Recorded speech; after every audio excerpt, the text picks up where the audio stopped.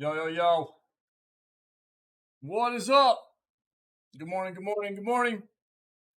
How is everybody? 2nd of August, man. 2nd of August. What do we hate? Day 22? Day 22, some Witcher 3. Yeah. And it's going well. It's going well. I'm enjoying the game a lot. There's an incredible amount of content in that game to get done. So, I don't know. We'll keep pushing. I'm enjoying it. It's good stuff. I've expressed the things that I see as pros and cons quite often through the playthrough, and you know, most games we play have both a list of the positives and some more rough edges, But overall, it's a very very fun game, and we'll just keep going, baby. Hope everybody's day is going very well. It's good to see you guys. Let's go ahead and do what we do. Hop into this video gaming news segment, all right?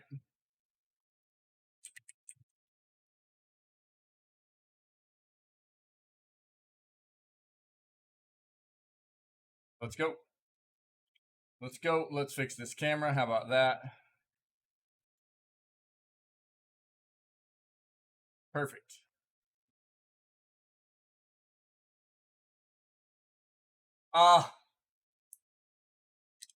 Someone built a gaming PC into a working toilet. Yep. We're going to look at that.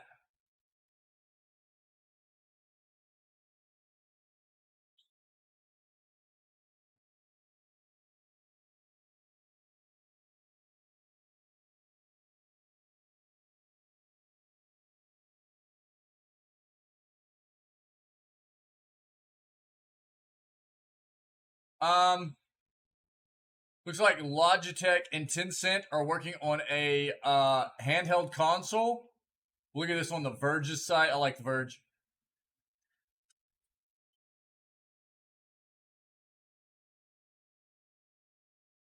Prime members can snag 6 free games. I think we already kind of looked at what those games were going to be for August, but let's take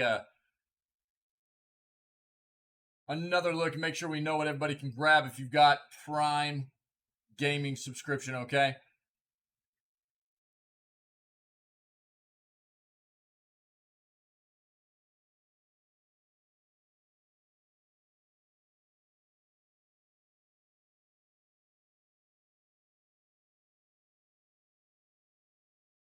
Steam's Indonesia ban has been reversed, but the Epic Game Store remains suspended. Okay. See what's going on there. If you don't recall, there were some significant regulations that came out,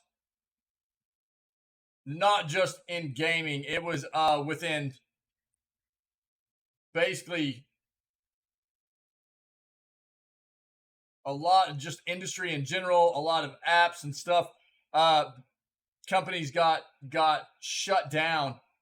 Their online presence and everything got shut down from PayPal all the way through Steam and Epic Games. And I can't remember exactly what the regulations were. We'll rehash it here in a second and see what's going on with this update.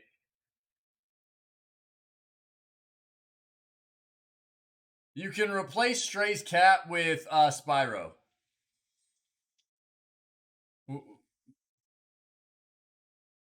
Modding of games, right? I am not as into this as I would be of like modding in a big spider or something. Put in a big spooter, you know what I mean? Let me play as a spider instead of a cat. Spyro, whatever. Let me play as like a giant spider, a cat-sized spider. Hi Clutch, what's up, buddy? Yeah, dude, yeah, dude. They're having some issues over there, yeah? We've talked about it already, but we need to get back into it this morning and see. There's been some updates. So, how you been, buddy? Dude, it is rainy here today, by the way. like stormy.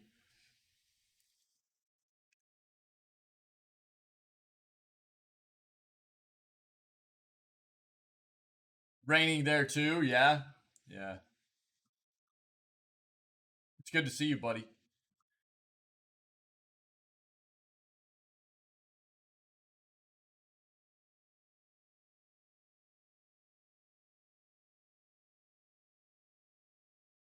Oh, for real, man. I'm sorry, dude.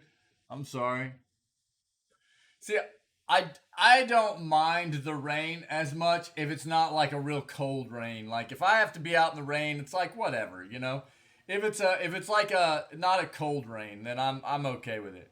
You know, getting completely soaked to the where your shoes are wet and everything isn't always real comfortable, but it's whatever, man. You get wet, you get wet. That's the way I feel about it. Unless it's cold. If it's cold and you're getting soaked in the rain, that doesn't feel quite as nice, you know?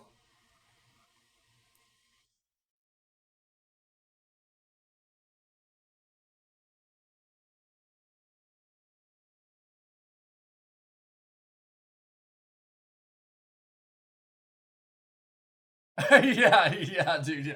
Well, it's always funny to me. Like, it seems like anytime it rains, everybody runs around like if they get hit by it, they're gonna melt, you know?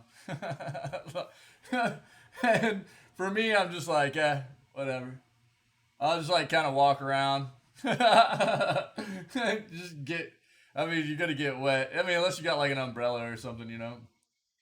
I've never really carried an umbrella though. I'm just like, whatever. Get wet, get wet.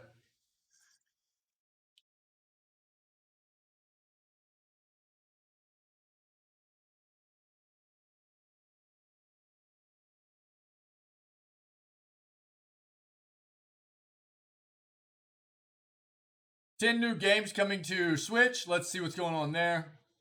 What we can anticipate, maybe. I wonder what the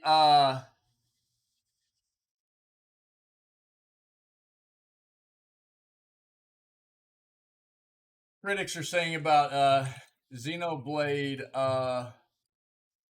3 early reviews. Yeah, it looks like Metacritic's got a pretty good rating out there for Xenoblade 3 right now. Um, we'll take a quick look at that. Xenoblade 3 came out last week. Yeah. Oh, yeah. Yeah, that's for sure, dude. That's for sure. We'll take a quick look at how Xenoblade's doing and some early review stuff. Okay.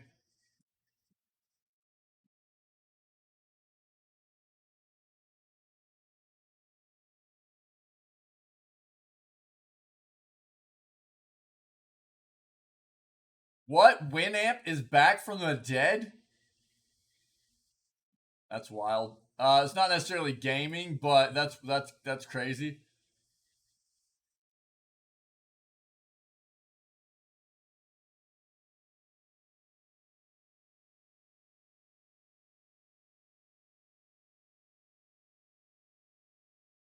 That's wild. We'll actually take a look at that.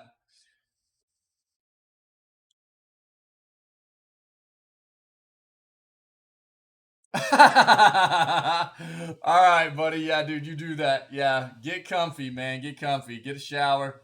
Relax, dude. I know it's late for you too, so yeah, get that done, buddy. It's good to see you.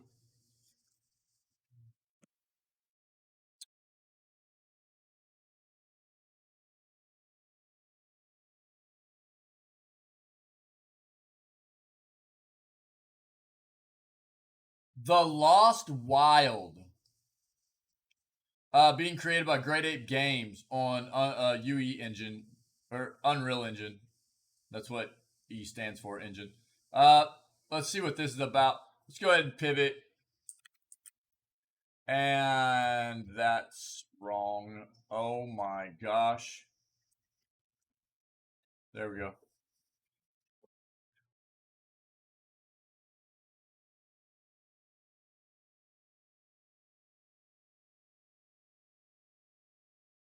Um, why Destiny Studio Bungie keep suing video game uh, harassers and cheaters? It's obvious to me. Um, and we've talked about this quite often, and it makes me like Bungie a lot as a development studio, because not only are they centered and dedicated to not only producing and developing their games initially, but they are caring for their live service games over encompassing for the long haul, right?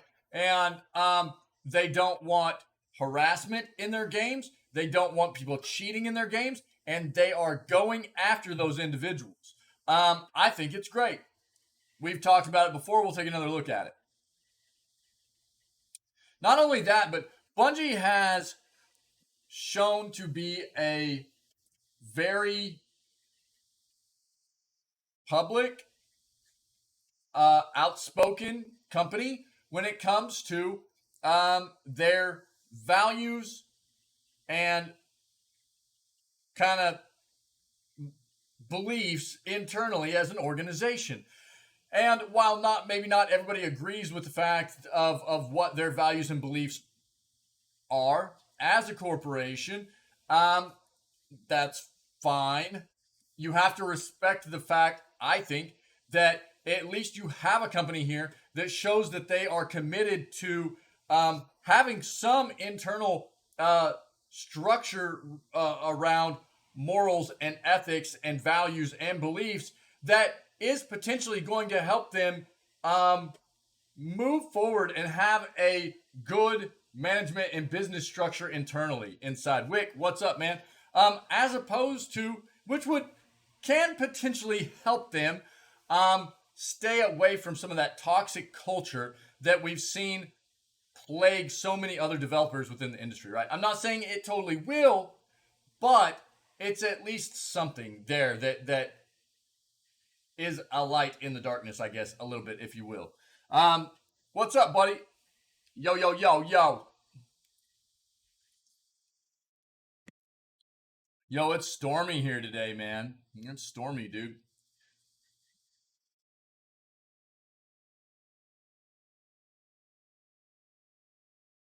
Talked about all that yesterday. We talked about this recently as well.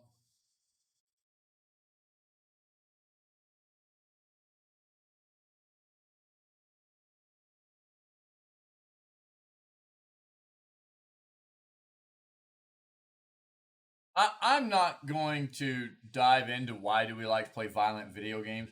I think violence is something that is ingrained in us as humans just because of who we've had to be throughout our evolution. We've had to be violent individuals, a violent species to survive. So it's something that is inherently ingrained in us, and I think that's why we quite often many people gravitate towards an amount of enjoyment out of violent entertainment. I think that is what it has to do with. I'm not going to dive into this. That was just what my initial kind of thought processes behind that. I'm sure there's a lot of research that goes, but I don't know. Maybe we'll take a quick peek. We'll take a quick peek and see what they have to say. See if I'm anywhere close on that in the realm of what, if that's a reasoning behind it. We'll take a look.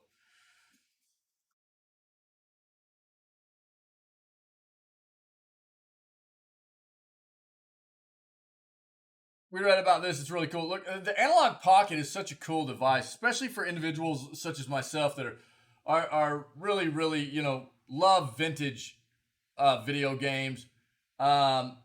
It is a modern take on old school hardware that plays old cartridges. It is really cool, man. I love the Analog Pocket. I would love to get my hands on one at some point. That's a very cool piece of hardware as far as I'm concerned. We've already got this up. This is going to be a wild read.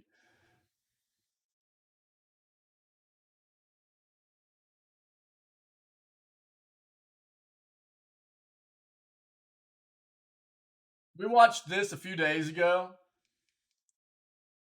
Yeah, there's a game that's already released in China and I think maybe some other parts of Asia. Um, but it's not yet, I think, until what, maybe the second week of August, going to be released in the West here, like the U.S. and Europe and the Western Hemisphere of the world, Western part of the world. Um, but they created this like 4.5 minute cinematic trailer for the game. It literally has nothing to do with the game gameplay, what the game offers, anything like that. It's just Johnny Depp portraying this like pirate-esque blind merchant, and it's really funny. It's a good trailer. I mean, it's a good, nice little funny watch if you're interested. We watched it about 3 days ago. Gamer, what's up, buddy? How are you, man?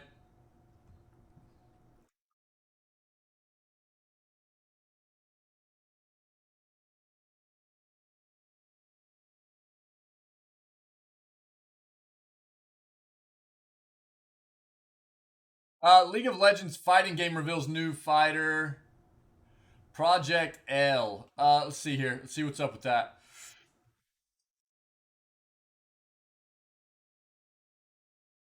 We've hit on that before. Funko and Tintin Studios has a platform fighting kind of platformer. That's what it's slated to be right now, anyways, coming out at some point in the future. That's the TLDR there. PlayStation teases new reveals at Evo 2022. Let's see. Super Donut. What's up, man?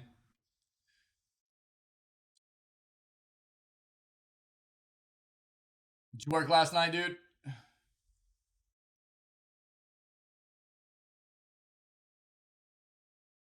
Cheers. Cheers, everybody.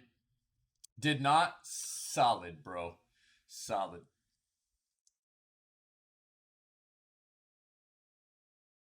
Day off? Good deal. Good deal, man. You maxing out, relaxing? Are you still feeling pretty beat up after all that ice, throwing around all that ice yesterday, dude? So is today? Cool. Good, man. Good. Pretty beat up. Yeah, it sounded like a lot of work, dude. Especially after a workout, too. Gotham Knights' first 16 minutes of gameplay revealed. Um,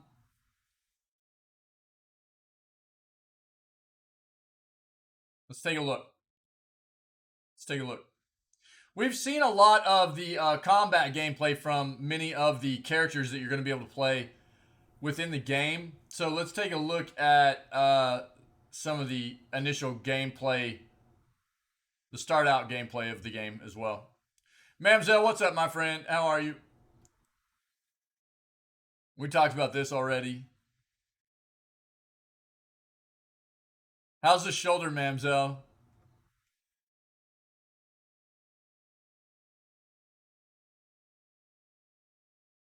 We've already got an article up about this. We'll talk about that today. Ooh. Marvel Midnight Suns Doctor Strange gameplay trailer. I like Doctor Strange, dude. I'll say I just watched the Multiverse of Madness, and I don't think that I liked the Multiverse of Madness as much as I liked the first Doctor Strange movie. I figured I would like it a lot more. I don't think I did. I don't know why. It seemed just so chaotic the entire time. I think I really liked the first Doctor Strange movie because it went through the entire, a lot of the backstory about what happened to him and him, yeah, turning into Doctor Strange and it was a bit more a deep, a deeper kind of storyline. I think just grabbed me a little bit more. This was just chaos, dude, the entire time.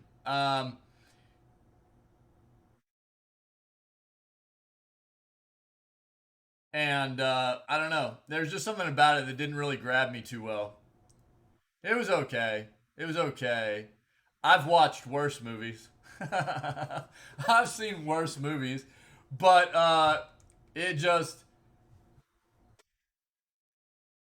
I guess, wasn't necessarily my kind of jam. Unfortunately, because I really really liked the first movie a lot.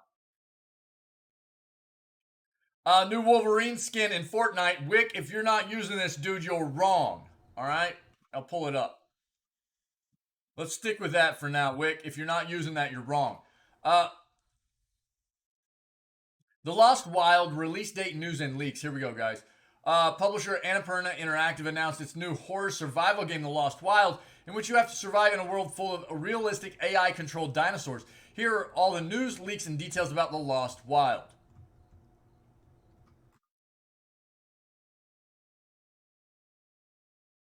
I can understand that. I can understand that. Super Donut. Knowing that She-Hulk is your favorite, I understand. I'm just trolling Wick out a little bit. I've always been a big fan of Wolverine, and I'm a fan of anti-heroes and villains, even to a great extent. So growing up, man, I liked Wolverine a lot, and I didn't ever like get super immersed into like comics or like superhero stuff or anything like that, but I've always gravitated more towards darker kind of anti-hero, even to the side of villain stuff.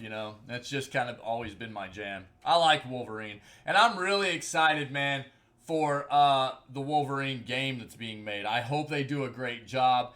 And what's the name? God, why am I tripping on the name of the studio? It's the same studio that makes SpiderMan. Oh God, terrible.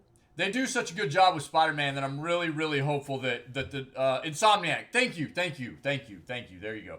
Yeah, Logan. I liked Logan. I thought Logan was good. Yep, yep. It's been a while since I've watched that, but I thought it was pretty good. Um, yeah, thanks, buddy. Thanks. Yeah, Insomniac. So I mean, they do a great job on the Spider-Man games, and I'm hopeful that they'll do a pretty bang up job on Wolverine as well. What did you think? What did you think of Logan? And it's been a while since I've watched that too. I probably need to go back and take another look.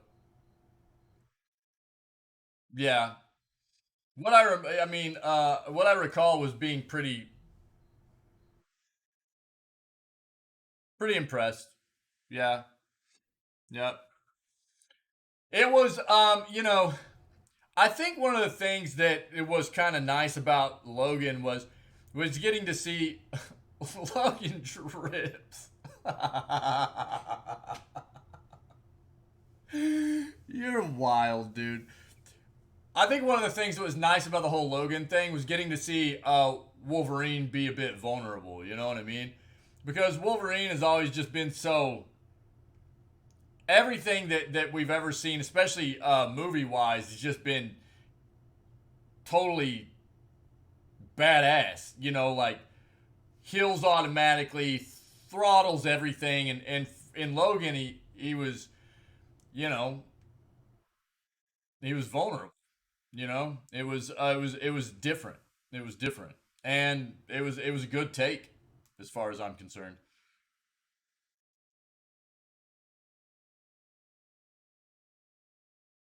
The Lost Wild is the reason Wick said that is because there's a highlight on the channel of us talking about trendy terms, and drip is one of the terms that I brought up that some people were not familiar with, and talking about what it means. And the highlight, the way Wick used drip, had me rolling, dude, in this highlight. It's on the channel. Uh, you're wild, dude. So far, only a few details about the Lost Wild are known. Many people don't even know that the game exists, but we want to change that. So get ready to learn more about the new Dino Survival game, its release date, and story details. The Lost Wild release date It was first announced last October with pre-alpha trailer. According to the game's fact, the game will not be released before late 2024 or early 2025. I would say a safe bet would be just think 2025 at some point. Okay, safe bet. The Lost Wild platforms. It has been confirmed that The Lost Wild will be released for PC on Steam, Epic Games, and GOG. Later console versions will follow, however, it is not yet known which platforms will be ported to. Setting, story, and everything we know about the game.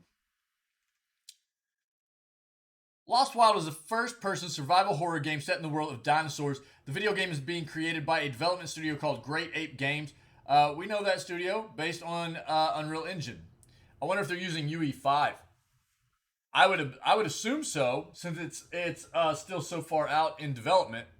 Devea, what's up?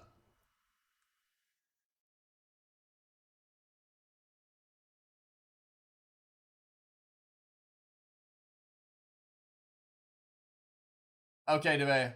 It's good to see you, my friend.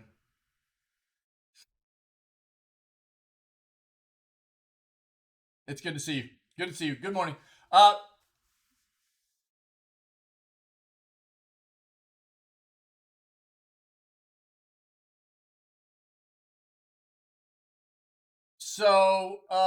First-person survival horror game set in the world of dinosaurs. Video game is being created by a development studio called Great Ape Games on the UE, and I'm guessing UE5. Plot centers on a reporter named Saskia, who is guided by a mysterious voice over the radio to explore abandoned Japanese facilities located in an island forest teeming with the prehistoric animals. These dinosaurs are highly intelligent and behave realistically like animals, with behavior that Great Ape describes as self-preservation, instinct, and reactive systemic AI. Your survival depends on learning to study the animals and anticipate the dangers.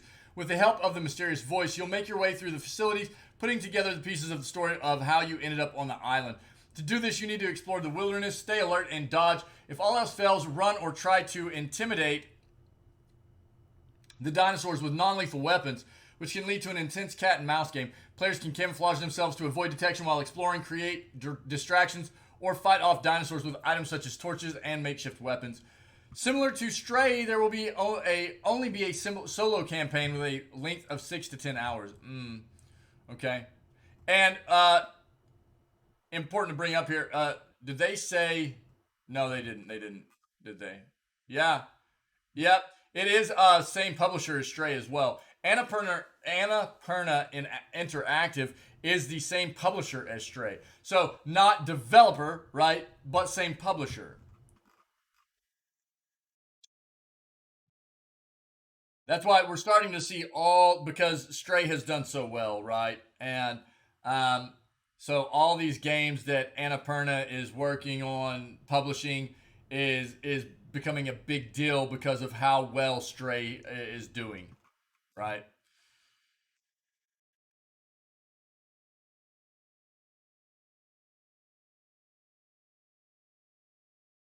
Lost Wild Steam trailer. Let's look at this real quick. We'll watch this and then we'll keep moving.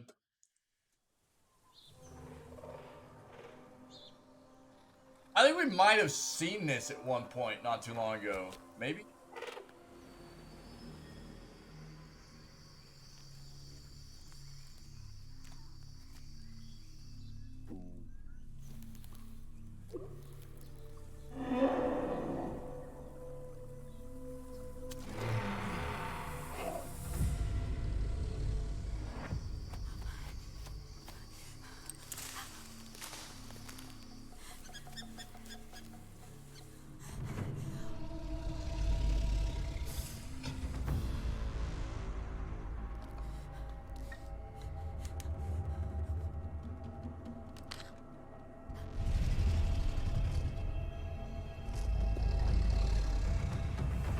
Could you imagine how absolutely terrifying that would be in real life? To be, just stuck out in some scenario with a bunch of dinosaurs. Jeebus, man. Hard pass. There you go.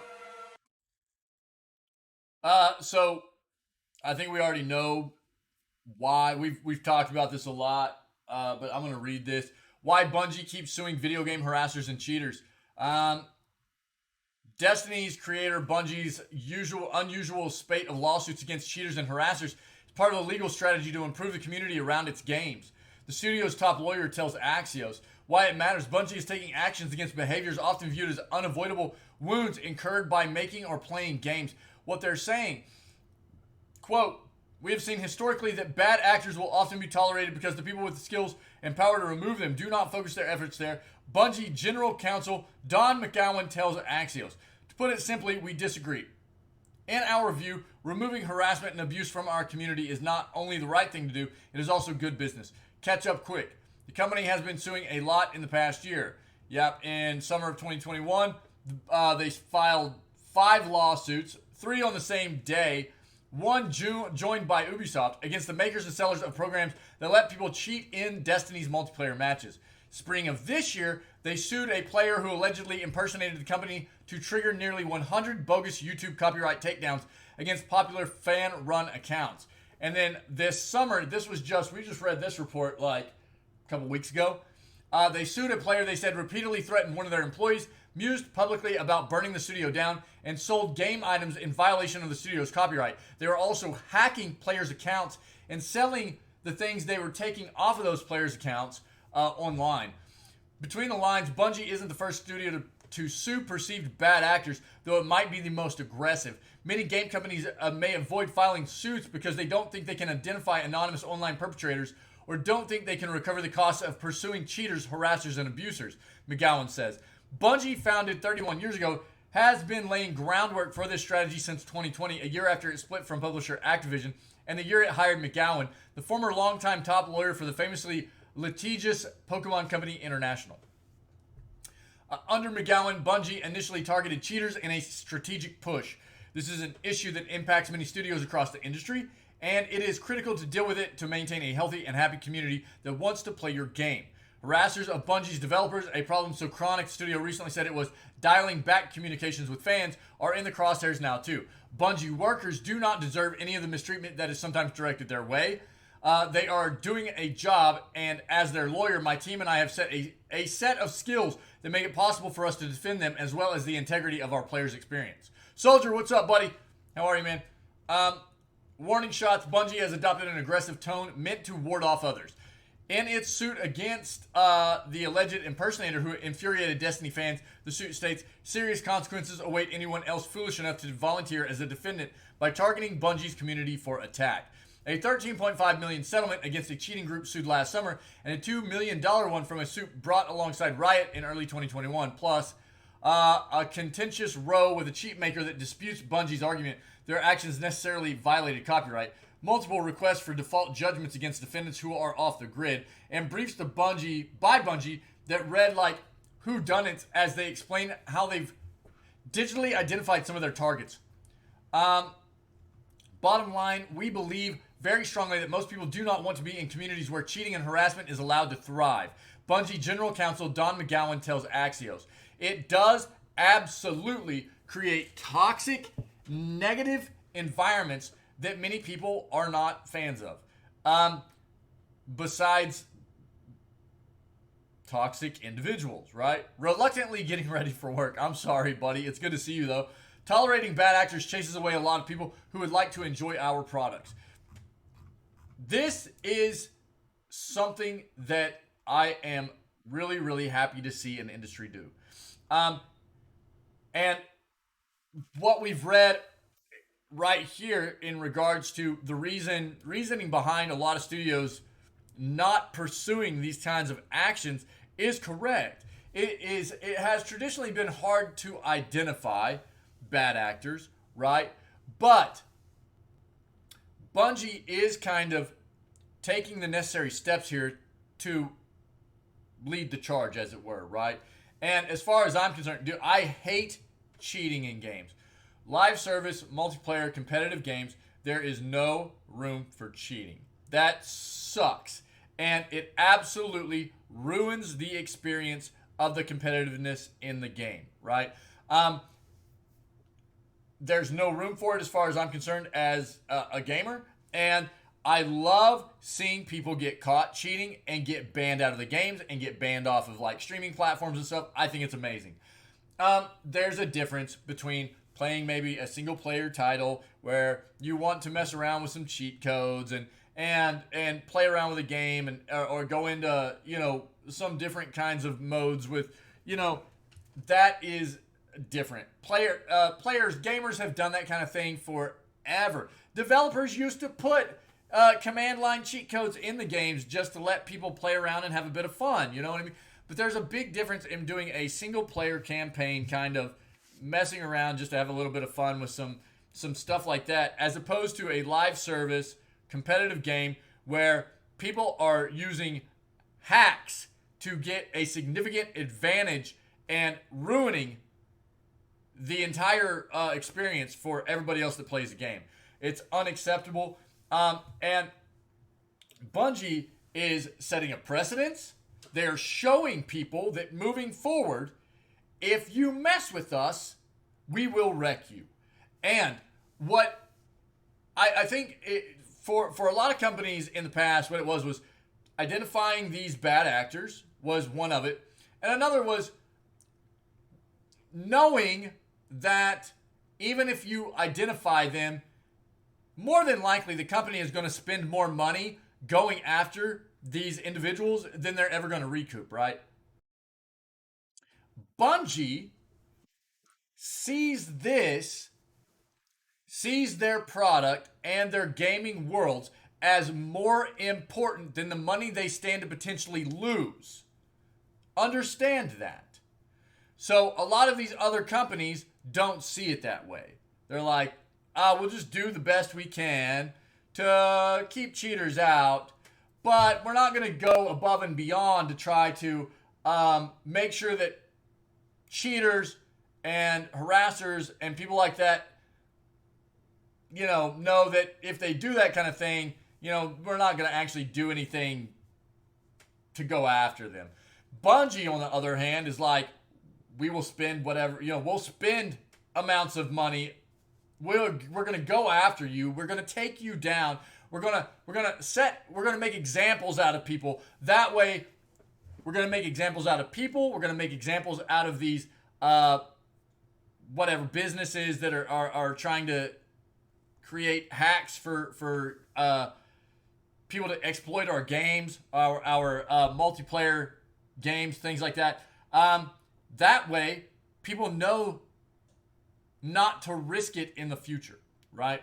And I think that a lot of other development studios could learn a great lesson by following Bungie's example here. I really, really do. I love what they're doing, and I think it's great for the industry and the world of gaming as a whole. That might not be everybody's opinion, but that's absolutely mine, and I'll stand by it.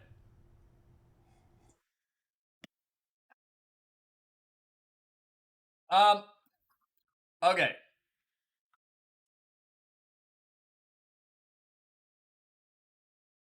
What I said from the get-go, we'll skim this and see what this says. The human race has traditionally, throughout our existence, had to be violent to survive. We've had to engage in violent activities forever to survive and to progress and evolve. And so I think that's one of the reasons that we tend to enjoy violence within our entertainment, whether it be music that talks about violence or movies, TV shows that express violence within, or video games the same way. I think that's why we tend to gravitate towards enjoying violence within our entertainment. That's just my initial impression.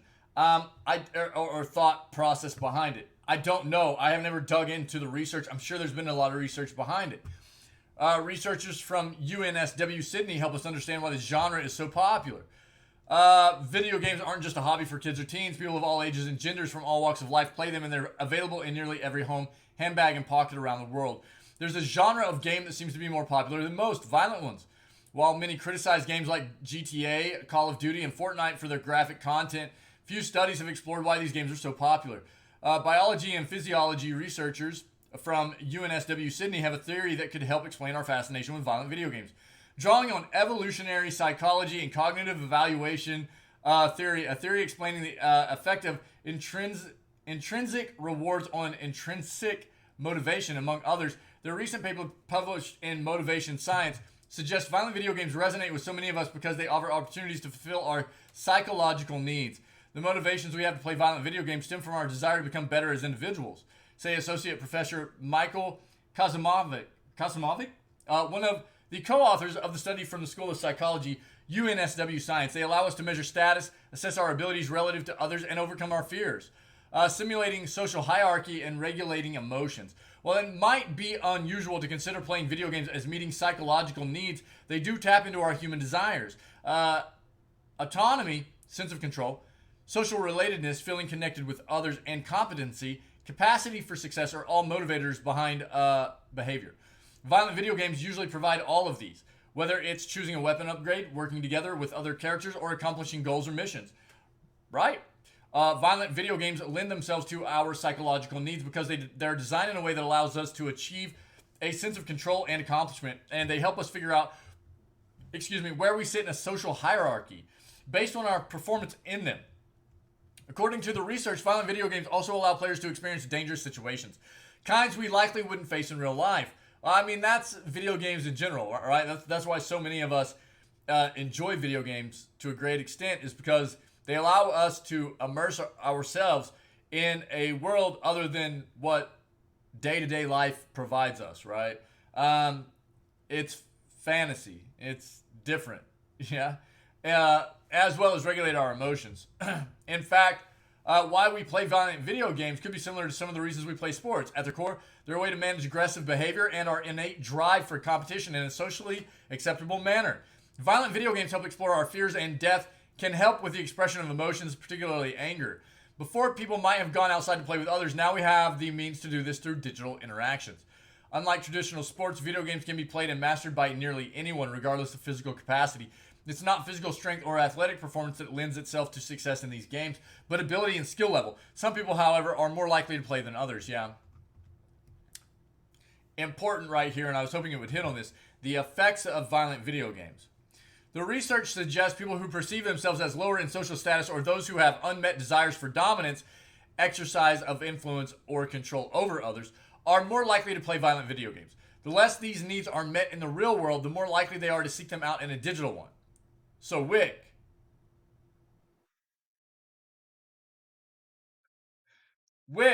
you play a lot of violent video games, dude.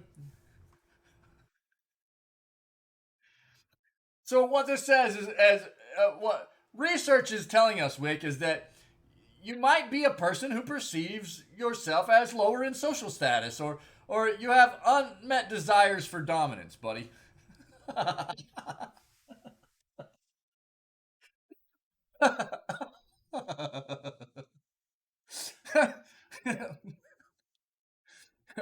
moving moving forward, video games may allow some people to get what they're not getting in the real world, like enhanced feelings of self-esteem and social ranking.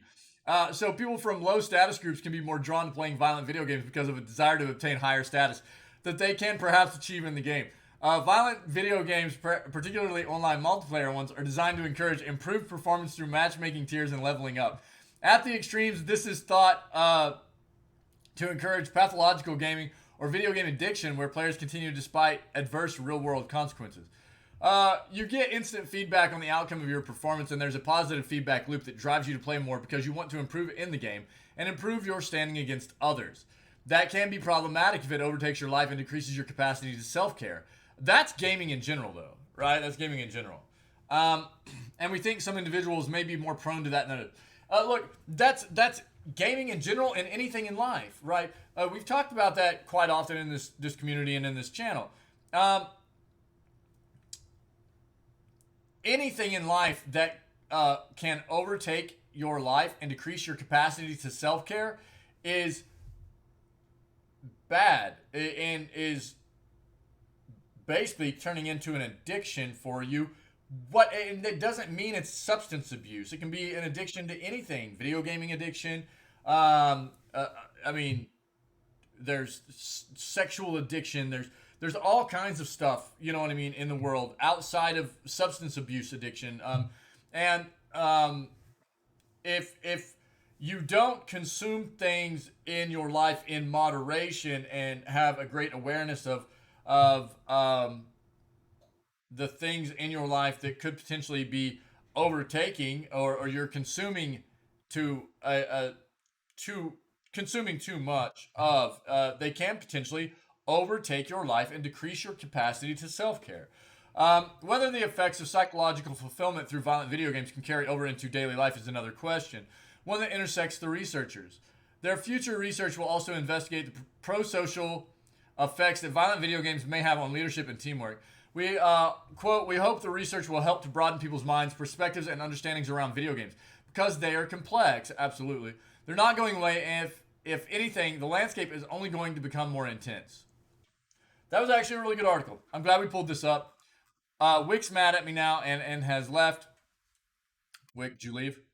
No, he's here. But probably not for much longer. I was just playing, dude. I love you. That was a great article, though.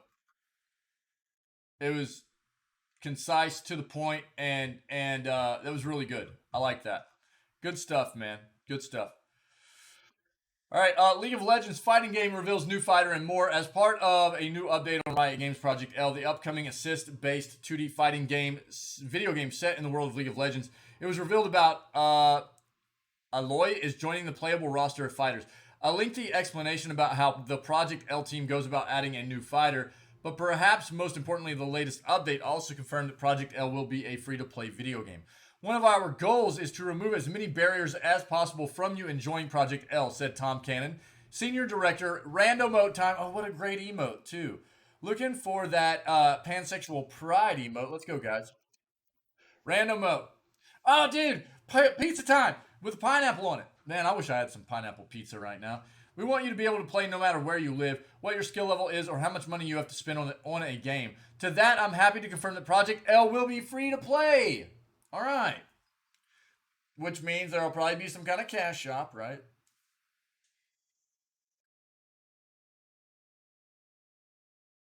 "If you played a Riot game before, this probably won't come as a surprise," continued Cannon. "Our team is made up of fighting game veterans and folks who are passionate about serving the FGC.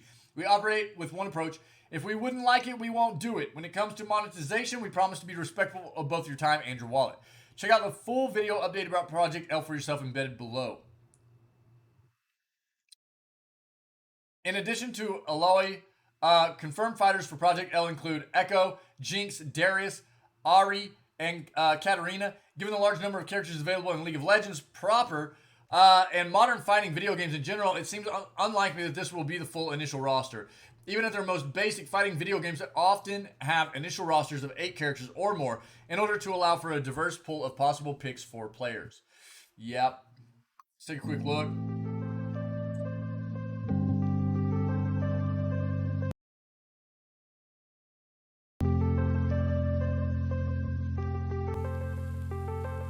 Hey folks, Tom here, back with a quick update on Project L, Riot's upcoming 2D fighter. I'll tell you what, man, they've Last really November, done we dropped an update showing off some and core game continue to do concepts a in our good rebooted job art style. at playing Honestly, off showing of off the game very, this very early was a little popular scary, League and we're of grateful Legends, that so many you of know, you were so excited about Project L. outside of what so the MOBA sick. does. Your reactions I mean, and if you excitement haven't gave us the watched Arcane reassurance on that we're headed Netflix, in the right direction. What a great show. Yes! Yes! In this update, I'll talk about what's been happening in They've the got, team over the past few all months kinds of different and what's games coming next. Last time, I based on shared that that we've world. honed in on our gameplay as an assist-based looks fighter neat. with 2 champs per team. We're finishing up our work on core mechanics now, and a lot of the team has moved on to building champions or building around game features like competitive play and our social systems. One of our goals is to remove as many barriers as possible from you enjoying Project L. We want you to be able to play no matter where you live, what your skill level is, or how much money you have to spend on a game. To that, I'm happy to confirm that Project L will be free to play. If you played a Riot game before, this probably won't come as a surprise. Our team is made up of fighting game veterans and folks who are passionate about serving the FGC. And we operate with one approach. If we wouldn't like it, we won't do it. When it comes to monetization, we promise to be respectful of both your time and your wallet. Also, the team has put together a blog post to give you a sneak peek on development of a new fighter in Project L, Ilaoi the Kraken Priestess. Tentacles! The spiritual leader of her people, Ilaoi is a physical powerhouse who tests the strength of souls for her tentacled god. Check out the post for more details on how we're approaching character development and how Ilaoi will look and play in Project L. That's all from me for now, but I'll be back later this year with one more update. Before I sign off, this weekend is EVO. To everyone heading out to the event, stay safe, good luck in the tournaments, and try not to drown in pools. Cool. What I saw right there of the game actually looked really nice. Yeah. Cool. I'm sure we'll see more as we get closer or as more information comes out regarding Project L. Yeah. Wick! Nice, dude. PlayStation teases new reveals at EVO 2022. PlayStation has teased... Dude, no. Not nice. Wait, what? What? What? PlayStation has teased that there will be some surprising reveals in store later this week at EVO 2022. For the first time since 2019, EVO is set to return as an in-person tournament in Vegas. While many fans might be excited to see tournaments for games like Street Fighter V, Mortal Kombat 11, and Dragon Ball Z, it sounds like some announcements, new announcements separate from the tourney could also appear at the event. Dude, no, not nice. Detailed on the PlayStation blog today, Sony... There you go, Super Dope. Yeah, dude. Yeah, our buddy, so I actually made that emote. That's like my mug on a mug, by the way. That's my face that I cut out and put onto a cup of coffee. Then our buddy Pinky actually put the spoon in the top and made it stir around. It's pretty great. Specifically, it was revealed that PlayStation will be holding a live stream on August 5th and 6th that will feature exciting content and reveals from a number of different video game publishers. Although it wasn't specified what these reveals could be associated with, some notable news could end up coming about from EVO. When is EVO?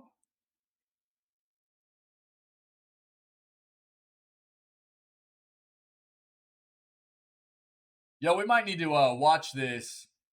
Hacker Man. He's the most powerful hacker of all time. Dude. PlayStation will celebrate the return of EVO with PlayStation tournaments. EVO Lounge, a live show dedicated to covering all the competition's exciting events and content. Show is hosted by players and commenters who live and breathe the FGC.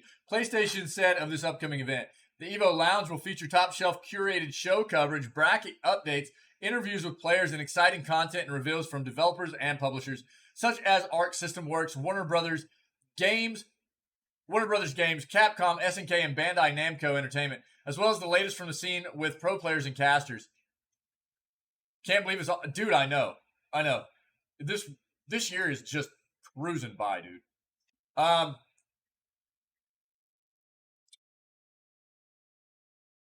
continue to make sure you guys are aware. The end of August, the stream is going to be down for about a week. Maybe a little bit more. I'm taking a trip home. I've got a wedding to go to. I'm driving home. I haven't been home in a long time.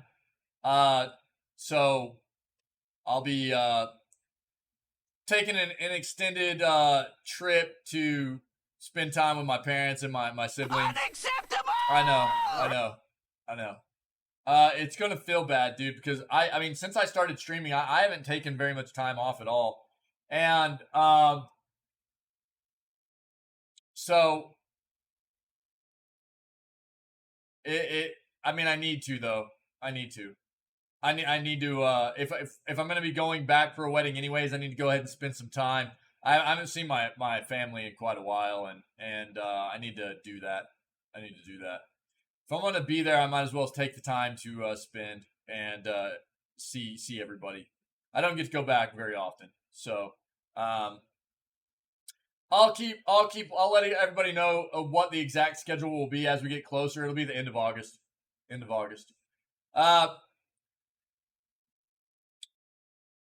As well as the latest from the scene with pro players and casters. Viewers will be treated to the latest news for our favorite games and a few sneak peeks of what's ahead. As a whole, EVO 2022 is set to kick off on Friday, August 5th, and will run through the weekend until August 7th. If there are any surprising announcements that end up coming from the event, we'll be sure to keep you in the loop here on comicbook.com. We might watch a bit of EVO this weekend during the stream. We'll see. Here's one of the things to keep in mind, guys. Sony owns EVO now. They bought the rights to the EVO tournament last year. It was last year, right?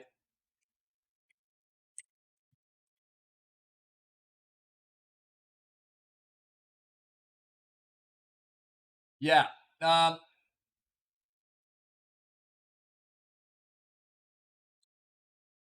So when was this? Yeah,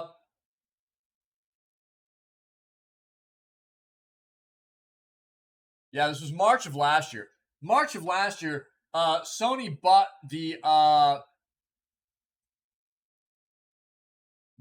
EVO.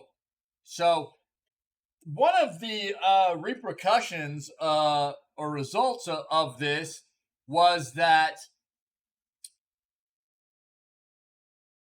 if you're not aware, and if you're not into fighting games, you might not be, and I don't play many fighting games. I did when I was younger, but I was never super competitive or anything either, but I just like fighting games and gaming in general. An important thing to note regarding the industry, and EVO is a huge thing for fighting, competitive fighting tournament players every year. For a very long time, Smash has been a part of EVO. And whenever Sony bought EVO, Nintendo basically came out and was like, Smash won't be a part of EVO anymore because Sony owns the tournament. And ultimately, look, as far as I'm concerned, that feels really, really bad. Because, yes, I understand. Rival kind of video game companies, right? I get it. But at the same time, at the core of what video games are, they are for us to have fun, right? And this is a fighting game tournament. And the fact that Smash has been a part of this for such a long time, for Nintendo to go, oh, well, Sony bought the tournament now, so we're not going to allow our game to be played there, feels very, very petty. And instead of just understanding and keeping in mind that video games, at the core of what video games are, it's a way for us to have fun and to still just go, we've been a part of it forever. Let's just let the players play our game. To me, and who knows, maybe there's a lot of inside information I'm not aware of, but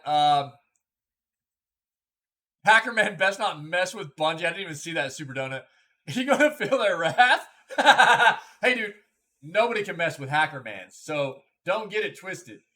But I don't think Hackermans would mess with Bungie. All right, he's like that. He's like anti-hero kind of hacker, bro. I'd like to think that Hackerman he's cool with Bungie. He wouldn't mess with their stuff. You know what I mean? If anything, Hackerman would go hack the people that have been hacking Bungie to jack with them. That's Hackerman style right there. But to me, it just, for everything that I know regarding the situation, it just feels very petty regarding Nintendo pulling Smash out of the tournament and not allowing people to be competitive in playing the game like they have for so long in the tournament. But I don't know. Maybe this weekend we'll take a bit of time to watch some of the EVO tournament and see what PlayStation has to announce during the tournament. Okay. Gotham Knights first 16 minutes of gameplay revealed. Let's look at that one last. How about that?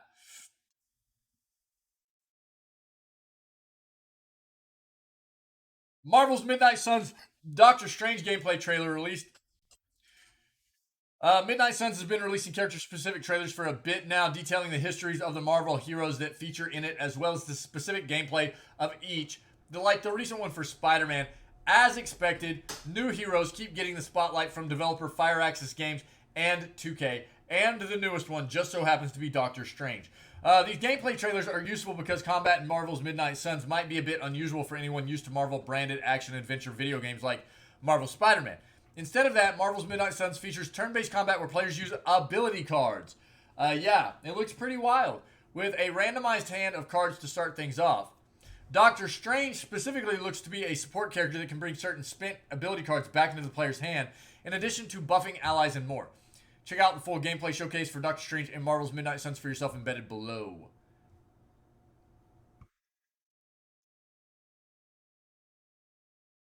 Yeah, again, the game is going to be coming out on PS5, 4, Series X and S, Xbox One, Nintendo Switch, and PC on Steam and Epic Game Store on October 7th, okay? Playable characters revealed in the title so far are the Hunter, which is supposed to be like your customizable character to be a part of this group. Captain America, Iron Man, Wolverine, Doctor Strange, Captain Marvel, Blade, Ghost Rider, Magic, Nico, Manaru, Spider-Man, and Scarlet Witch. Let's watch this real quick.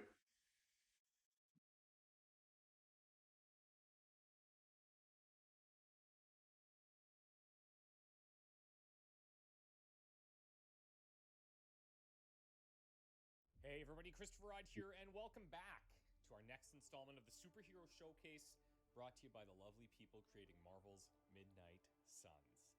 Today we're doing a deep dive on Tony Stark's buddy from the Abbey Forge, a man capable of wielding powerful arcane spells and mystical artifacts, a man whose alliterative spells are as complex in nature as they are to pronounce. Most importantly, the man who I'm giving my personal Best Dressed of the Squad award. It's the Sorcerer Supreme himself, Dr. Stephen Strange. Now, Doctor Strange is the ultimate support hero, capable of easily. I don't like his outfit right there. Heal an ally, it's terrible. Yeah. Completely conceal I'm them? not a fan Absolutely. of that. Grant them protection? Why not? Cure them? Yes. Restore combat items? What's that, you might ask? Stay tuned. Although he's capable of fitting with most squads, he will excel most when paired with other superheroes who aren't consuming all of the heroism. Some of his strongest abilities revolve around a mechanic called Enhanced. Up until now, you've mostly seen cards that have a flat. I think Iron Man looked good. I think Spider-Man looked good. I think that Doctor Strange looks terrible. Additional benefits. I don't like that some outfit. Examples later on. I don't know what it is about it, but I'm not a fan. Use your own Eye of Agamotto to learn a few new mechanics you may not have heard of yet. The first skill that we're going to cover today is called Astral Meditation. On the surface, this seems peaceful and serene, but this card can potentially turn the tide of dangerous battles single. I think it might be the hood, is man. Restore combat it totally changes the way he looks. Combat items are single-use consumables that you can choose. Not a fan of the hood and use at any time. Casting Astral Meditation will see Strange look to the skies, and he'll conjure up an extra use of a previously used combat item. As if that wasn't enough, he's also going to grant the team 2 additional redraws.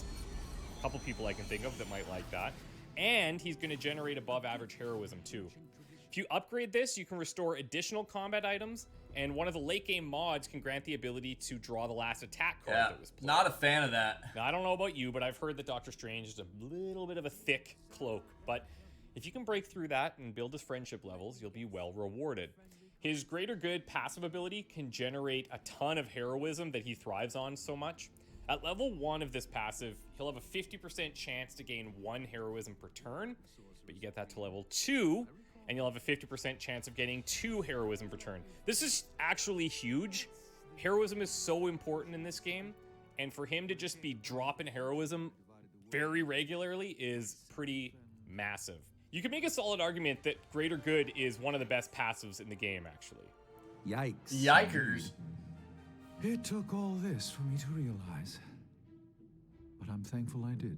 Now imagine, if you will, one of your best buds is in a dire situation. Hangout completed. Multiple Hydra forces are about to pummel them so hard they won't be able to feel the vapors of Valtor in their face afterwards. Speaking of hanging out, I think we're going to be hanging out with Yennefer Playing the today Vapors in of Witcher Valtor 3 a little bit. will allow you to conceal either Doctor Could be getting Strange spicy. or an ally for that turn, making them completely untargetable. The ultimate save. At higher levels, Vapors of Valtor will also be capable of healing and potentially applying Too Fast as well. So far, Strange has shown that he's a savvy spellcasting Sorcerer Supreme with spells that scale to satisfying states. I couldn't resist. Instead of targeting individual allies like Vapors of Valtor, Strange can use the Shield of the Seraphim to help everybody at once. By granting everyone resist, he's letting them block the next instance of incoming damage. When upgraded, this card can also cure, and one example of a late game mod could grant some extra card draw. Oh, and of course, harkening back to what we talked about earlier, it can be enhanced with extra heroism to add more instances of resist to everyone. The Captain America shield, that's got nothing on the Seraphim, let's be honest. You might be wondering, does Doctor Strange do any damage? Yeah, he does a lot, actually. You don't get the title of Sorcerer Supreme if you don't have at least a little something extra hidden in that cloak. Now, you built up a ton of heroism with this Greater Good passive, right?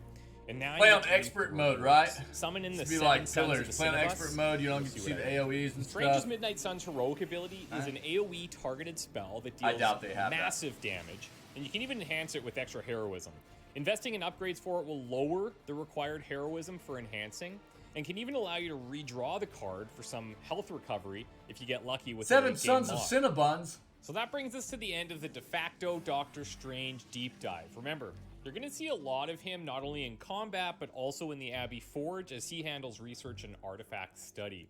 Speaking of seeing a lot of something, you need to see all of these hero showcases. They've been a blast to make, and I think you guys are really enjoying them, so thank you so much for continuing to watch. Check out the links down below for the playlist and all things Marvel's Midnight Suns. If you're not subscribed to the channel, we'd obviously appreciate that so we can easily update you with new Marvel's Midnight Suns content as soon as it's available. And subscribe to my personal channel at Christopher Odd to see more gameplay whenever I'm able to share that. Thanks yeah, again dude. to Marvel and 2K for partnering with dude. me on this series, and we will Yeah, see you and guys the Hulk too. next time. Nice. I want to be able to play as the villains, man. Is what I want. I want to be able. The villains look so much better. All right. So there you go, guys. There's the Doctor Strange gameplay. I don't like his outfit. I think his hood looks terrible. I don't like it, but that's just me. Fortnite's new Wolverine skin now available. Fortnite developer Epic Games has added a new skin for Marvel's Wolverine to the popular free-to-play Battle Royale video game. Unlike many other skins in the title, which are available through special events or purchasable through the in-game item shop, there's just one way to get the new Wolverine skin, and it's through Fortnite Crew. If you're not familiar, Fortnite Crew is a monthly subscription service that Epic Games offers for $11.99 per month. Each month, it grants a bundle of cosmetic goodies that include a special back bling and pickaxe, in addition to the month's skin, all of which are themed similarly.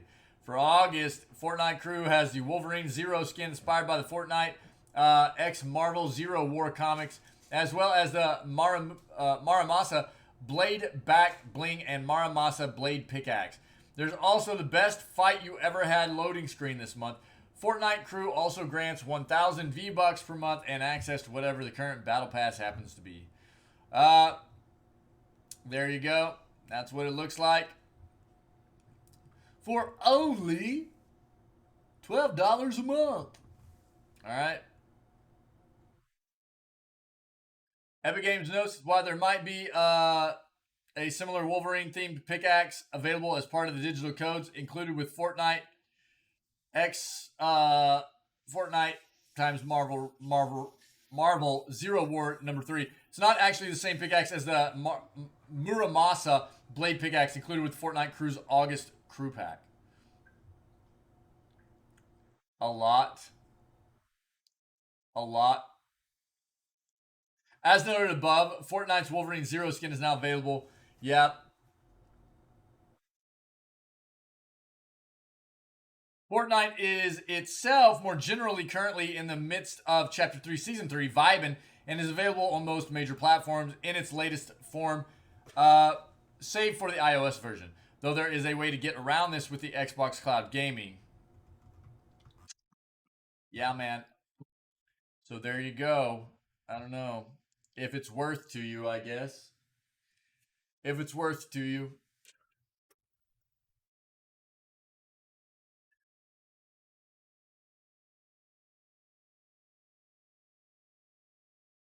I have a feeling there are going to be a lot of people running around looking like Wolverine, dude.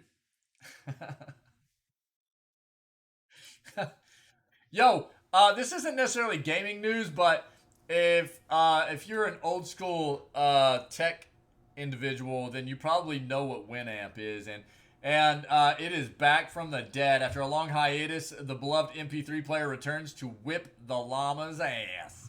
One of the most popular MP3 players of all time is back, though active development on Winamp ceased back in 2013. In 2018, word came through that development had restarted. After a long period with little news, the Winamp 5.9 release candidate is now available for download. Winamp 5.9 RC1 build 9999 comes with a comprehensive changelog, beginning with porting to Visual Studio 2019, updated libraries, Windows 11 compatibility, codec updates, and much more. DJ Egg posted the following in the Winamp forum. This is the culmination of 4 years' work since the release of 5.8.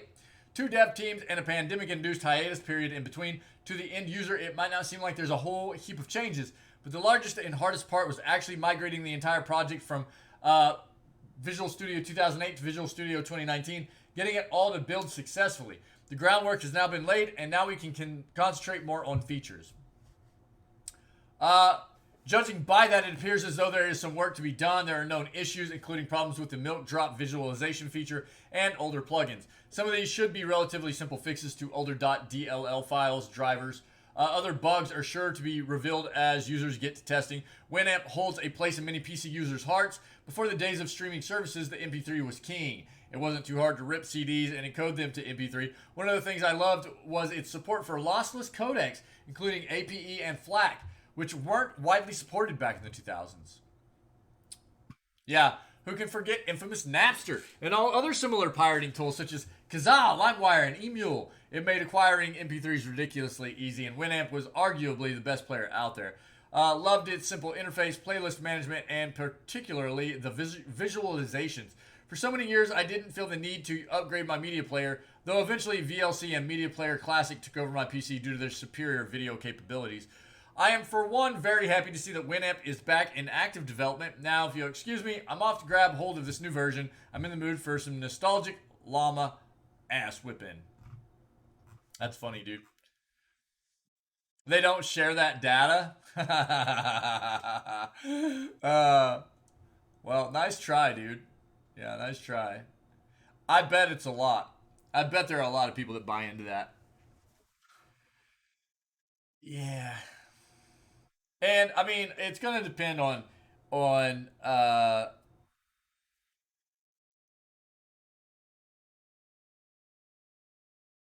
obviously what kind of skins they're coming out with, you know what I mean? But I think for Wolverine, I think there are going to be a lot of people that buy into it. I would assume. A lot of people out there like Wolverine. Someone built a gaming PC into a working toilet. Yo, let's go. Check this noise out.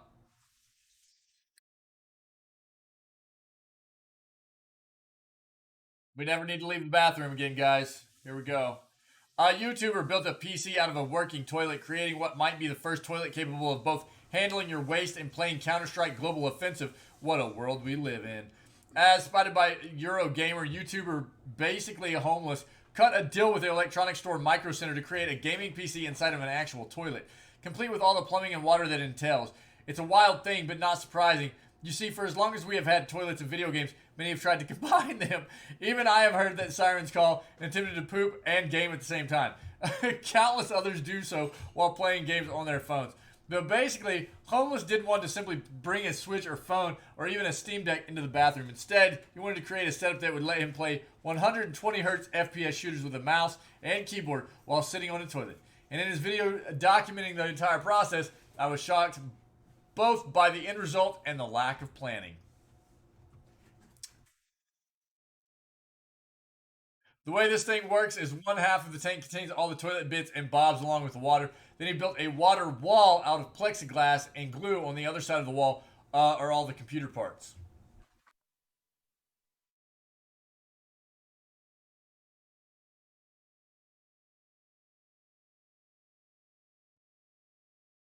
Sorry, guys.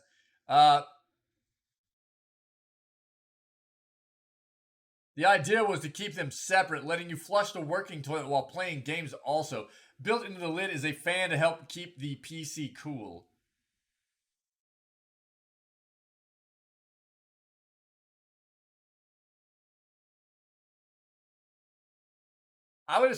You would think, yeah, there's going to be some issues, right, to take into consideration. First of all, is there going to be any kind of like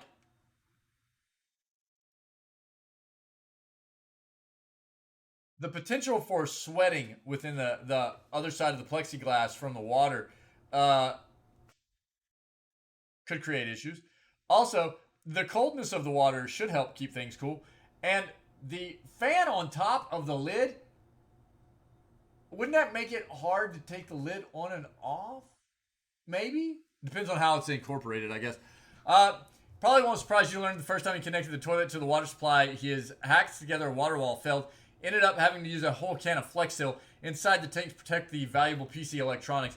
However, now that he's gotten everything working, including the RGB lighting, the finished PC toilet hybrid is oddly impressive. Thanks to a large cutout in the front, you can see both the functioning toilet and the running PC. According to Basically Homeless, he had to learn basic plumbing and how to cut porcelain to create this bizarre PC. End result is both a conversation starter and a man who can now fix his own toilet. Truly a win-win situation. That's wild. I'm not going to watch this right now. I'd probably get copyright. I'll throw it in chat so you guys can take a look.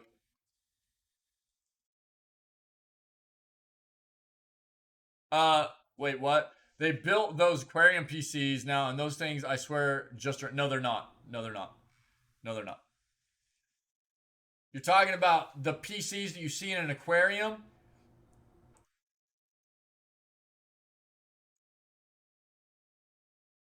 That's not water. That's not water. That's mineral oil.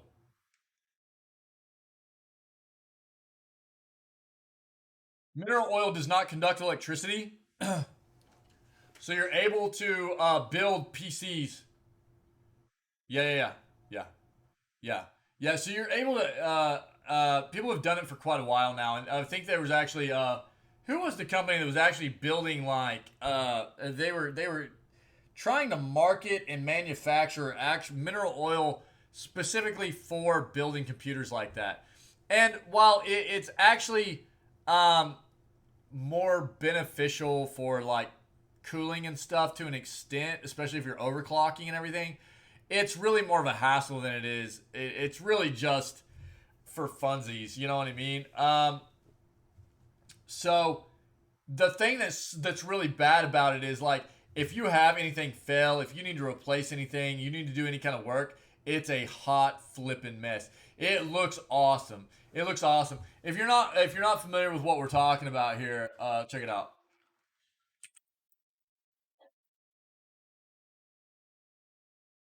Um, you can actually you can actually build PCs in like any kind of like quite often it's an aquarium that's used, right? Because aquarium is already a waterproof or a liquid proof basin or tub, right? And so what you do is you just figure out a way to build the PC inside of the aquarium as kind of your case, and then you fill it with mineral oil. And because mineral oil does not conduct electricity, it does not affect your parts. There's been some really wild builds, man. And there's some cool videos on YouTube. Maybe one day we'll take some time to take a look. Where's the triangle? There's a triangle build. Let me show you. See if I can find it real quick. Or pyramid.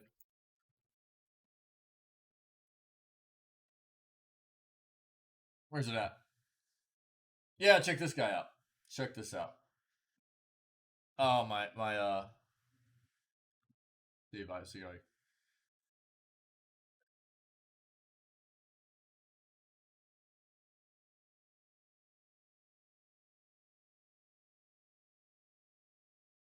I think this is actually a mineral oil build right here.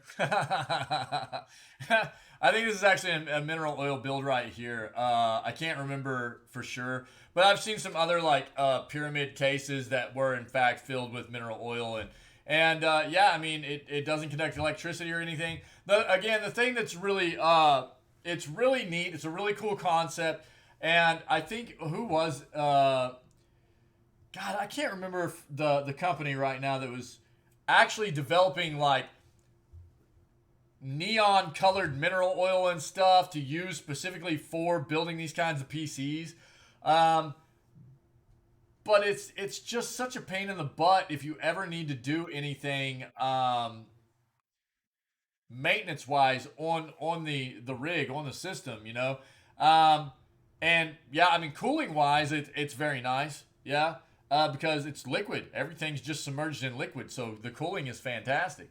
Obviously, it's just messy, dude. It's really messy. Yeah, you can see like this right here. You can get some cool stuff going, man.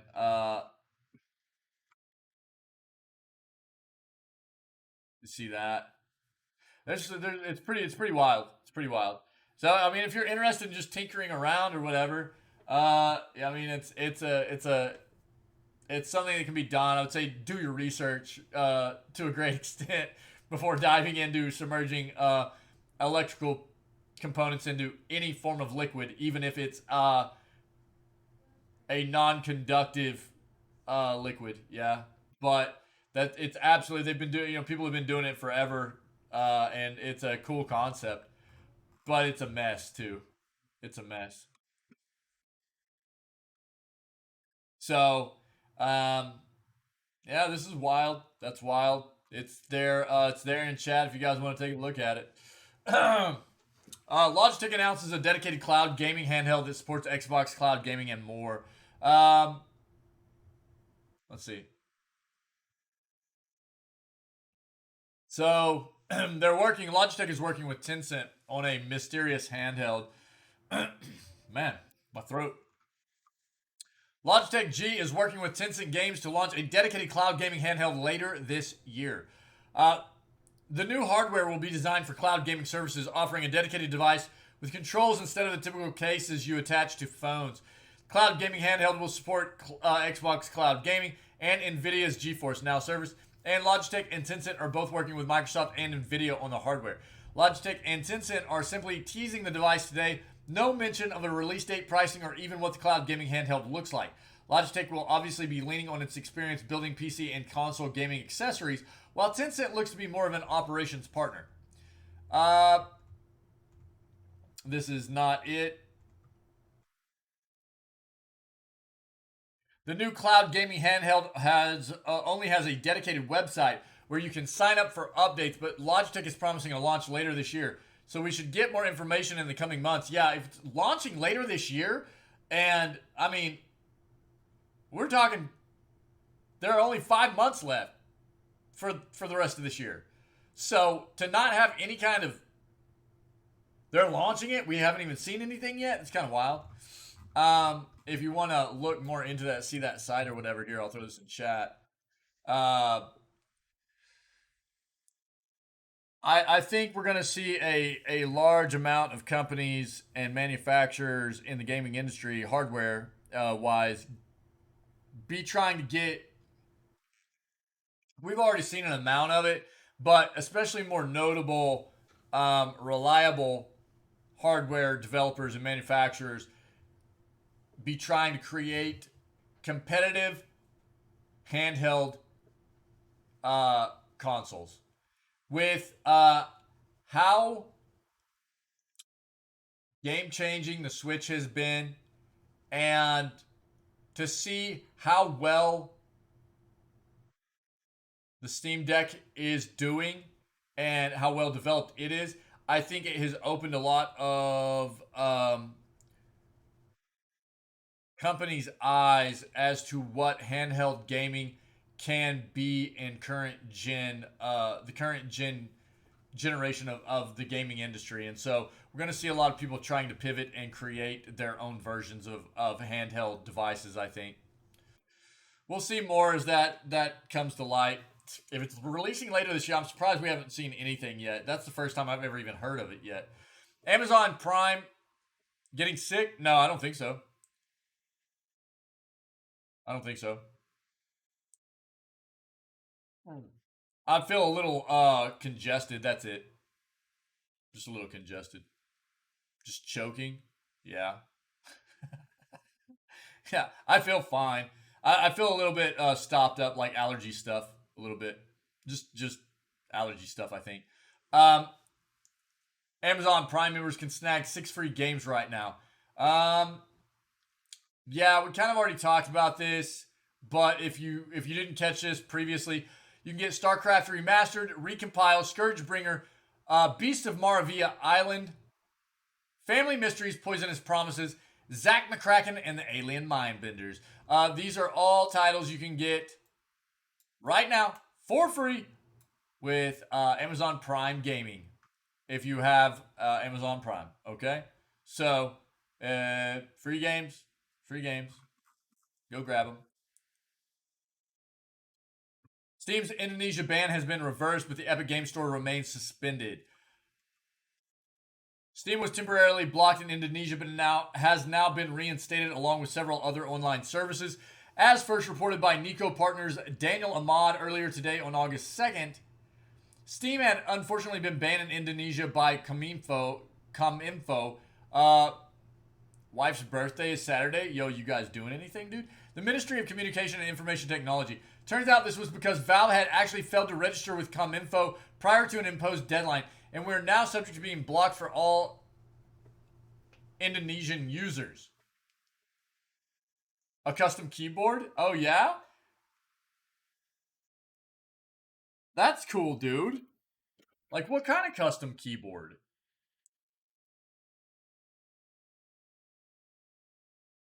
That's interesting, dude. There's so many different, like, custom keyboard kind of things out there. That's cool. The block list didn't stop at Valve, though. Epic Game Store and EA's Origin client were also blocked throughout the nation, as were PayPal and Yahoo. All these companies, just like Valve, had failed to register with the Indonesian government and were subjected to the complete ban. Good news is that now Steam, PayPal, and Yahoo have all been reinstated in Indonesia. Thanks to Valve and company having now registered with Cominfo and the Indonesian government, their services has finally been unblocked and normal service can resume for PC gamers throughout the country. Shut up. In fact, Cominfo has actually apologized to Indonesians for blocking Valve and Steam, as reported by TechNave. Director of Cominfo, Samuel Pangarapan, I think. Oh, cool, dude. I'll pull it up.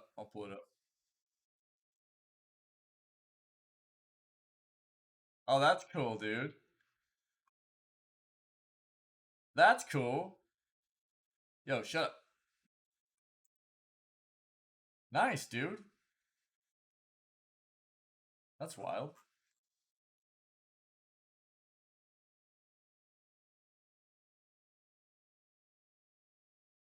Dual mode, wired or Bluetooth. That's neat. Rainbow sherbet, so you can actually eat it? Because I'm down. Full hot swap PCB. Swap switches instead of buying a new keyboard, yeah. RGB lighting. Double shot keycaps.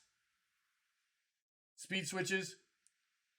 Full software available soon with custom lighting, macros, and program ability.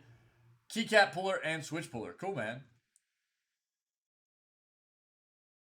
Makes gifts really easy. Yeah, that's what I'm always like. I'm always diving into trying to find like book gifts for my wife because you know she's all into books and everything. That's really neat, dude. Cool, right on. Unfortunately, the Epic Game Store and EA's Origin both remain blocked in Indonesia at the time of writing. According to Ahmad, there's no word from either Epic or EA on whether they even plan to register with Cominfo at all, so there's no telling how long the bans on both companies could last for. Plays more than you do? You're always working, dude. New rig, yeah. You need to get a processor, man. You need to buy a processor. Get your new rig built. 10 exciting new games coming to Switch in August. Skim this real quick. Froggen, Lost in Play, Cleo, Arcade Paradise, Cult of the Lamb. I want to play Cult of the Lamb very badly. It looks awesome, dark, and hilarious. 2 Point Campus, Blossom Tales 2, Curse to Golf, Pac-Man World Repack, Shin-Chan. There you go. If you're interested in that list, it looks like they've got some links for all the games down here. Or related games. Yeah. They've got links for all the games. Just wrote myself a check from the business. Nice, dude. You should get paid. You should get paid, dude. Xenoblade review here. So I wanted to look up, Xenoblade 3 came. Hold up.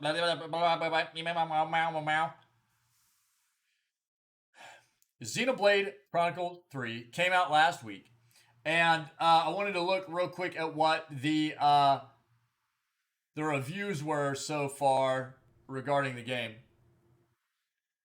That's awesome, dude. Yeah, you need to. You've got all those parts sitting there besides the processor, man. You need to just grab that processor and build that thing. Yeah. No doubt. You should stream the build, dude. Stream the build.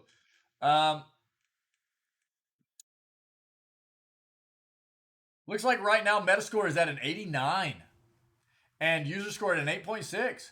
Pretty good, man. Pretty good.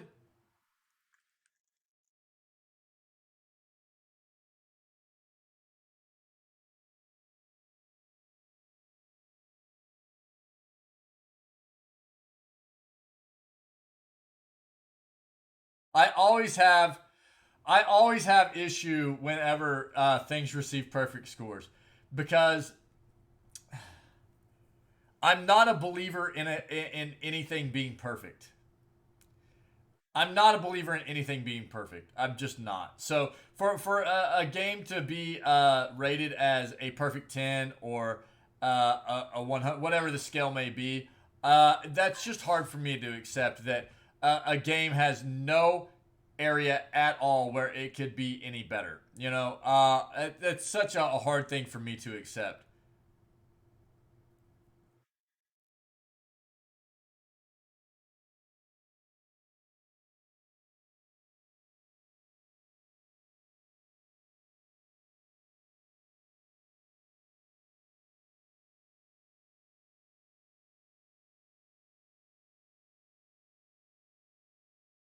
But right now, it looks like Xenoblade is getting really good reviews.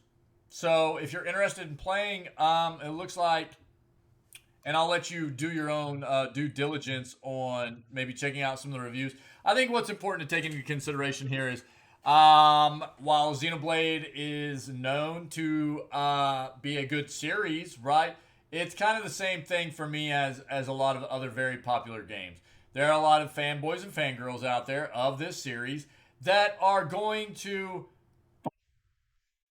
feel like this game can do no wrong. I have not, actually. I've not ever played it. But I do know that it's a very, it's got a lot of notoriety, right? I have not ever played it. But I'd be up for diving into it if I, have the chance. I think that's the thing to take into consideration with a lot of games nowadays is, you get those people that feel like they've been waiting on a title like this for a long time. They feel like it can do no wrong, and so it's like it's finally here, and it's the best thing that's ever happened. We saw the same thing with Elden Ring, right? It's like 10 out of 10, best game ever made. Nothing will ever be any better, and Elden Ring had its issues. Was it? Did it have good stuff? Yeah, but it had its issues as well. And I think you just need to take that into consideration when you look at some of these reviews, you know. For people to just, like, be throwing 10s all over the place and stuff, a 10 to me means perfect. And I have a tough time thinking that there's nothing wrong. That there's nothing that could be better, I guess, is my thing. Yeah. So take it for what you will. The link's there. Read some reviews and see if it might be a game that you would like to try out. Okay. I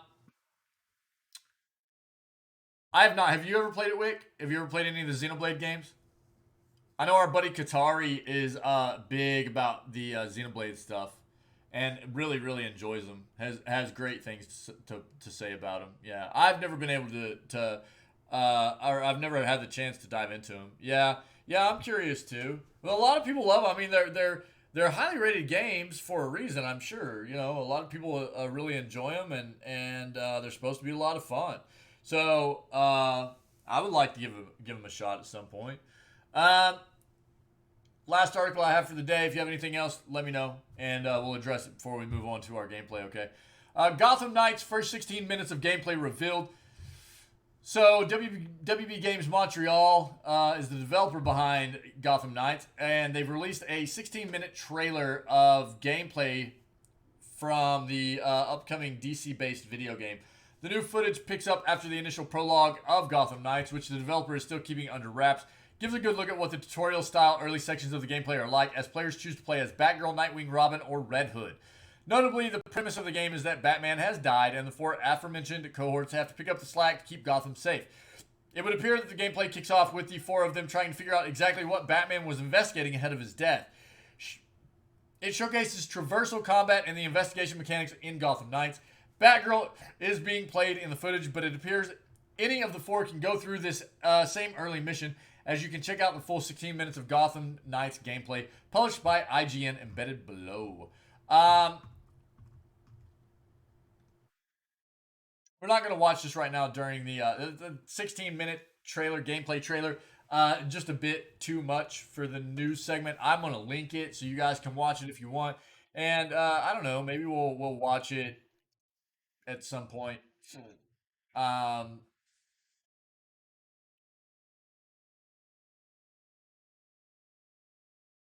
We've seen a lot of like the combat for these characters and stuff like that, but just to watch through, I don't know, just doesn't seem like something necessary for us to watch through the entire first 16 minutes of gameplay for the game. If you're interested in the game, you're going to get a taste of it, right? I think it's it makes sense to for us to take a look at things like what the combat looks like in the game, and we've seen a lot of that. We've looked at what the different fighting styles of the characters have, and that's very pertinent for us in the news segment. But watching 16 minutes of what the first 16 minutes of gameplay the game has to offer, I don't necessarily feel like that's something we need to do, but it's linked there if you want to take a look at it, okay? They're already awesome at the start of the game. Gotham Knights creative director Patrick Redding told IGN, "It's not a function of them being ineffective as crime fighters, quite the opposite. They're all effective graduates of the Batman School of Crime Fighting. So when they start, they're at their most similar in the sense that they have a lot of these basic tools of combat and stealth, and moving around in the world and using their grapple. Then it's really over the course of the game that they fully diverge into their own flavor of what a Dark Knight of Gotham City should be. Broadly speaking, Gotham Knights is set to release for PS5, Xbox Series X, S, and PC on October 25th. Remember, this was previously initially slated to be released on previous gen consoles as well, but they, for some reason, along the lines went, no, let's don't do that. In case you missed it, the title is no longer set to release for Xbox One and PS4. There you go. There are several different versions available to pre-order, from a $70 version, which feels bad that games are increasing in price even more nowadays. And I'll tell you why I feel that way in a moment. To $299, a $300 version of this game, wherever such things are sold, okay? The reason I am not liking, for a while now, games have been at like that $60 opening price range, right? The price tag has been like $60 for quite a while now, and I don't feel like it needs to change. With the fact that so many companies resort to, and what we're talking about most often is like AAA games come out, they release at like a common price point, which has for quite a while now been around $60 US. The reason I hate to see this increasing is because we're already getting scammed quite often with things like a game gets released, then 2 to 3 weeks later, there's like, oh, hey, here's some DLC too. So pay another $30 and you can get all this DLC content. And then 2 months later, oh, hey, here's another DLC content release, and then they want you to pay another $20 or whatever. And so it's just a constant, and that content was available, they had that stuff developed at the release of the game. And they're already, now they want to increase the price of the game at release. They just keep wanting more and more and more, and it feels bad to me. It feels bad. But there's the link in chat right there. If you want to watch the 16 minutes of gameplay footage, we're not going to do it. We're not going to watch it. We're already getting a bit lengthy for this this news segment, so we're going to call it right there, okay? Thank you to everybody that's part of this community and that was part of this news segment. Yo! Look at that raid. Right at the end of the news segment. Yo, thank you, Samara. Thank you, my friend.